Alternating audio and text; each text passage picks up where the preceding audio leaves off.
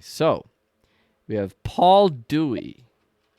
I feel like that's like the illegitimate child of Mick Foley. He Kane asked, Dewey. Kane Dewey.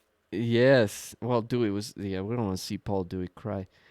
Appreciate the question. It's, I don't, is it you? Do you like Liv Morgan? No BS? Yeah, I like Liv. I Oh, think the booking hasn't been so great since she became champion, but I like Liv. oh, okay. I thought you really liked Liv. Uh, I mean, I see. I get it. I get it. Well, he says Liv Morgan annoys the shit out of me. okay, is that a question? This, yeah, well, that it's not a question. That's just what he wrote. That literally what the fuck he wrote, and then in parentheses he says, was Becky Lynch right a year ago about Liv Morgan? And I So know I know what you're gonna say. I'm assuming he's referencing the promo where Lynch said, everybody's backing her now, and then when she got a push, they would turn on her. I think so. Okay, then yes, she was correct. I think. I 100%. mean, there's a lot of. I don't know. I'm not I familiar mean, with I this. remember her cutting a promo, Becky cutting a promo on TV, basically saying, "Liv's the future champion, and you're gonna put her back her until that happens, and then as soon as she does, you're all gonna turn and not want her in that position anymore." Um, Oh, do you, so well, you're a walking encyclopedia of wrestling anyway. Um, so are you implying that? Well, was that implying that everybody thought she could be a main or she could be a champion, but as soon as she does, everybody's gonna find out that she's not? I think it was more so Becky trying to say how fickle the fans are, Ah, got it. like Okay. like basically comparing it to herself, where Becky was like, the fans were behind me for all this time, and they were ready for me to come back, and I come back and I beat Bianca for the title, and you immediately hate me. Mm. Which I think in both cases ends up being circumstantial on the booking. They wanted Becky back, but they didn't want her to come back and beat Bianca in 20 some seconds.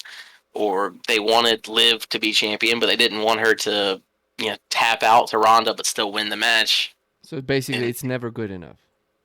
right, yeah, Oh.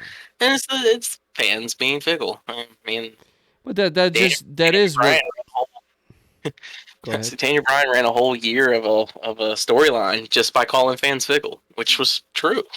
I mean, it is. It's like look at us. I mean, I look at me. I'm not gonna speak about you guys. Look at me. I just Right. like I bitch about a lot of things, and I can be fickle in wrestling. I like to think I have some sort of moral standing in what I like, but it's like I yeah. It But I does mean, it work. It happens, and it's like, well, whatever. But it's also like there's so many fans nowadays that have podcasts that can talk and say things, and it's just like the fickleness is gonna happen. right. But it You know. seems to be, I think Becky's point, and it's showing multiple times, that the fans are going to push someone to the top. And then once they get to the top, it's time to pick somebody new. Well, And they're yeah. going to turn. Um, the But what Becky does she situation, want? What is Becky like? This is turning into a Becky fucking Lynch. What does Becky Lynch want? I think she just wants the fans to be consistent. But I mean, the funny thing is, the three times that come to mind for me all kind of have to do with Becky. Mm. It was Becky's run itself. Uh, Seth, they really wanted Seth to go over Lesnar. Then he finally beat Lesnar for the title at Mania that year, and then it wasn't 2 weeks, and the fans were tired of Seth. And then Becky referenced it for Liv, and now it's happening with Liv. In Liv's case, though, I really do think it's that booking that she hasn't really had a clear win. It's all been kind of you know barely getting by instead of booking her like a champion. I think that's her thing, though. Yeah, I mean she's an underdog, so I can see why you would book her as an underdog. That one with Ronda though, where she's tapping out and the ref just doesn't see it, there was a better way to do that. I'm not exactly sure what that better way would be, but there's a way you can do that without making Liv look bad. I mean, yeah, Rymac, anything on Liv Morgan? I really, I'm not interested in her title run, but I do have one thing to say that I just now thought of. Yeah. I think Liv is just one of those people because there's some people who can rock a run when they're heel and face. There's some people who can only rock rock the run when they're face or just heel. I think Liv Morgan could have a lot better title run if she was heel. If they did it the right way, only if it was heel. I think she could be a good bratty heel. Yeah, I definitely feel like if they were to build her up as some bitch who just wants to beat people up or something, obviously she couldn't because she's tiny. She's not like a Nia Jax, where she can go out there and destroy somebody. But if she had like maybe Raquel Gonzalez with her and somebody else, and maybe had her own faction or just like a bodyguard, and she's a total heel, and then gets a title run, I would be more interested into it. Or just be underhanded. I mean, she could do it or be a heel, talk a lot of shit, not really back it up per se in terms of her fighting, but find a way to cheat to win. Yeah, I just think her heel run would be better than a face run for her title run. I agree. I think they. Sorry, go ahead. I also think she's just one of those people that inevitably is better in the pursuit than they are in the title reign. They just fit that pursuing the title role better, that underdog fighting to get to the top role. So like Kane.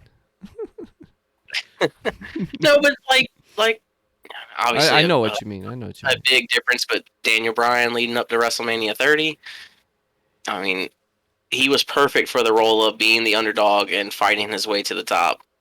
And I think Liv right now is better in that suited for that role than as champion. Well, Paul Dewey here just says Liv Morgan annoys the shit out of me, so he's definitely not in that camp. He just doesn't like how Liv is. That's a hell of a question, though. Anyway, but Liv Morgan had a little bit of kind of like Daniel Bryan vibes, like you said. You know, like everybody, she's an underdog. Nobody expects her to win simply because she just is not like she's not a fucking an MMA fighter. She's not she's kind of a girly girl, you know? And so she like people wanted fans, I think people just in general fans wanted to see her win a title simply because she didn't seem like a pick. Right. And she was the homegrown talent where a lot of the fans watched her come up through NXT and all that kind of stuff. So I think that played into it as well. Well, absolutely, yeah. They've seen her progress. They've seen her definitely get better because she's a hell of a lot better in the ring now than she was, even 2-3 years ago. So I think all that plays into it. It's like that deservance thing, you know? Like she kind of like everybody feels she deserves it. Like Daniel Bryan deserved it. I think what's interesting and why I actually find this like I don't think Liv Morgan's by any means annoying. She can be to some people. I can see that. I think that actually she has a sort of a unique situation, and I think she's during this process she got to be a champion almost on like that Daniel Bryan kind of like, oh, we would love to see her because she's been doing this for so long, didn't really do it. We would like to see her get a championship, but then they really did turn, like the fans kind of turned on her. So She answers the question of, was Becky right? Becky was ultimately I think Becky was right, and this also helps her. Like I feel like she can play this heel now, where like I got this title and I'm not letting it go by any means necessary. And so there's like in my mind when I was watching Liv versus Ronda, this part of me was like, you know what? I'm just waiting for her to grab a chair or a title while the referee's fucking head is turned the other way, throw it to Ronda Rousey, and she catches it, and then Liv just falls on the fucking ground like Eddie Guerrero. Eddie Guerrero's. Yeah. Yes. That would be an interesting way to go about it. Yes. But she'd have to win the crowd back over in order for that to work. She would win. I guarantee if she did that, she would win the crowd over. Like, I think they would just fucking lose their shit. Either that or she would get heat regardless. Whether she wins him over or not, she'd get heat.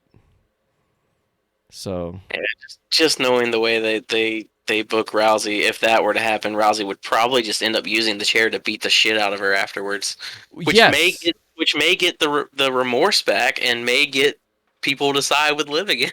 Yes, and Rousey, this is the only way she can beat Rousey again. I mean, probably not the only, but that's the only very few options for her. Like, there's no way she's gonna go into Extreme Rules next, right? Yes. There's no way she's gonna go to Extreme Rules with Rousey and win somehow, pull it out of her ass, unless she does something like that. But does Extreme Rules have any rules? Depends on the match. I think last year there was only like 1 or 2 matches that were considered Extreme Rules matches. Yeah. Everything else is just normal matches. Yeah, because that only works when you have rules. Yeah, she should take Rousey's eye and put it on the corner of the steps. And Ray, because that's what I think of when I think of Extreme Rules now. Oh, jeez. Hey, dude, that's what we called Ray for like 2 years. That's what we call him now, 6-1 Eye. 6-1 Eye. That's right. Yeah. He lost 2 though. He's lost eyes, lost his eye, and lost a son. That's been a brutal few years for Ray. Oh, gee. I tell you what, man, Rey Mysterio has the best healing powers in the WWE. I want to see these doctors wherever they took Ray. Yeah. Punk would still be in WWE if he had those doctors. Oh yeah, he would be Super Punk. He's a super punk, all right. Yeah. Anyway. Yeah, we're at the limit. So, Rymac, anything to add? No, sir. Okay. All right. Check us out at jawbers.com. That is JAWBERS.com. And get yourself a hoodie or shirt so No BS can get paid. Buy that Job Squad shirt. I worked hard on that shit. It is badass.